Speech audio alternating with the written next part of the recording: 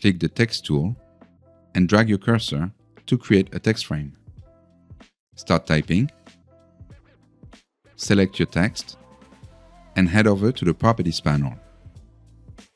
Customize it by selecting a font, font style, size, line height, letter spacing, and alignment. Click the More Options icon for additional settings. Lastly, you can select a blend mode as well as a fill color.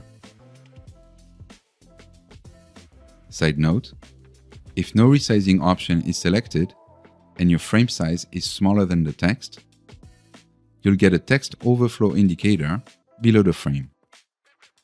You might thus want to either use copy fitting or auto grow.